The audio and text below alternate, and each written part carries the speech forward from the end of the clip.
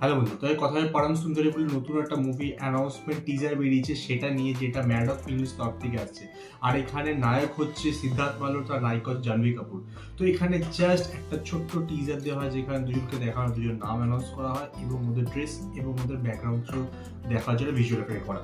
তো এটা দেখে কি বোঝা সে বিষয়ে পুরোপুরি ওরা কথা বলতে চলেছে। তো এখানে সিদ্ধার্থ মালহোত্রার নাম হচ্ছে পরম, আর জাহ্নবী কাপুর ক্যারেক্টার নাম হচ্ছে সুন্দরী। তো এই মিলিয়ে পরম সুন্দরী।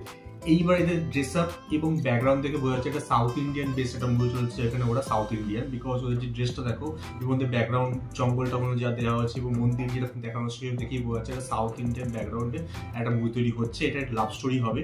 বাট লাস্ট কিছু মুভি যদি দেখো, সেখানে কিন্তু দুজনের মুভির চয়েস কিন্তু খুব একটা ভালো না। সেখানে Siddharth Malhotra I think last best ভালো মুভি যদি বলি, সেটা ছিল হচ্ছে শেরশাহ। আর জাহ্নবী কাপুর আমার কোনো মুভি মনে পড়ছে না যেটা মানে খুব ভালো লেগেছে, ওর অ্যাক্টিং খুব ভালো লেগেছে। লাস্ট আই থিঙ্ক ও করেছিল দেবারা, যেখানে জাস্ট 10 কি 15 মিনিটের অ্যাক্টিং ছিল, যেখানে ওকে একটা কি বলবো আইটেম গার্ল বা সেক্স আইডল বা সামথিং লাইক দ্যাট ওকে দেখানো হচ্ছে। এমন কিছু ওরা অভিনয়ের অপশনও ছিল, করতেও পারে। তো দুজনকে মিলে একটা লাভ স্টোরি হচ্ছে এবং সেটা কেমন হয়। এবার আমরা আমার যদি ওদের উপর একটা ভরসা নাও থাকে, কিন্তু আমার ম্যাডক ফিল্মসের প্রচন্ড ভরসা আছে। বিকজ ম্যাডক ফিল্মস আমাদের যা যা মুভি দিয়েছে লাস্ট কয়েক বছরে, সেগুলো কিন্তু একদম টপ লেভেলে এবং সবসময় কিছু হাটকে দেওয়ার চেষ্টা করেছে। যদি আমরা ওদের স্ত্রীর ইউনিভার্সটা ভুলে হচ্ছে, যেখানে স্ত্রী টু, ভেড়িয়া বা নেক্সট ইয়ার থামা বলে একটা মুভি আসছে, যেখানে আয়ুষ্মান খুরানা কাজ করে চলেছে, সে বিষয়ে একটা ভিডিও বানিয়েছি, ডেফিনেটলি চেক আউট করে নিও। তাছাড়াও ওদের যে আলাদা আলাদা মুভিগুলো বার করেছে এত বছর, সেগুলো কিন্তু প্রত্যেকটা ভালোভাবে টপিক তুলেছে এবং সেখানে কিন্তু একটা কমেডি ব্যাপার রেখে একটা রোমান্টিক মুভি দেখানোর চেষ্টা, যেগুলো বেশ ভালো লেগেছে। সেখানে তুমি লুকাছুপি বলো, সেখানে তুমি বালা বলো বা বদলাপুর, দারুণ মুভি ছিল ওটা। মানে পুরো সিরিয়াস টোনে, ওখানে কমেডি কোথাও জায়গা নেই, সিরিয়াস টোনে।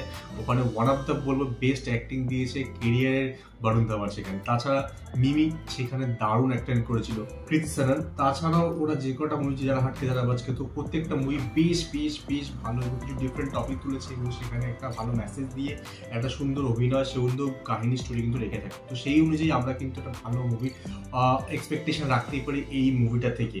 আরেকটা বিষয় হচ্ছে, তো এই মুভি ডাইরেক্টর তুষার জালতা। তো এটা ওর সেকেন্ড ডাইরেক্টর মুভি হবে। ফার্স্ট ওর ছিল হচ্ছে 10 বলে, যেখানে অভিষেক বচ্চনের সঙ্গে কাজ করেছে। এটা সেকেন্ড ডাইরেক্টর মুভি হবে।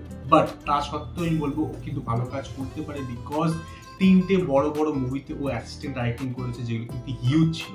একটা হচ্ছে গলিও কি রাসলে রামলীলা, সেকেন্ড হচ্ছে পদ্মাবত, আর থার্ড হচ্ছে বাটি। 3টেই হচ্ছে one of the greatest movie, ঠিক আছে, যেগুলো তৈরি হচ্ছে রিসেন্ট টাইমে। তো 3টে মুভি দারুণ দারুণ মুভি ছিল, সেই চ্যানেলে ও অ্যাসিস্ট্যান্ট ডাইরেক্ট করেছে। তো ওর আই থিঙ্ক নলেজটা আছে লাভ স্টোরি তৈরি করতে হয়। সো তার সঙ্গে ম্যাডক ফিল্মসের মতো এত বড় প্রোডাকশন হাউসের সঙ্গে কাজ করছে, তো সেখানে আই থিঙ্ক একটা ভালো কিন্তু আমরা মুভি পেতেই পারি এখান থেকে। আই থিঙ্ক এটা একটা রোম্যান্স মানে রম কম হতে চলেছে, রোম্যান্টিক কমেডি হতে চলেছে এবং যে মিউজিক টোনটা শুনতে পেলাম সেটা কিন্তু বেশ ভালো লাগবে। এখানে মিউজিক ট্র্যাক করে সচিন জিগার, তো ওর থেকে আমরা কিন্তু ভালো মিউজিক কিন্তু এক্সপেক্ট করতে পারি।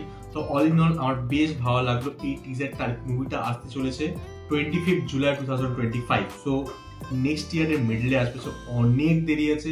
আই থিঙ্ক এর নেক্সট টিজার আই থিঙ্ক জানুয়ারি বা ফেব্রুয়ারি আগে আমরা পাবো না, এবং trailer most probably March April বা জুনের দিকে এক্সপেক্ট করতে পারো, বিকজ মুভিটা অনেক দূরে।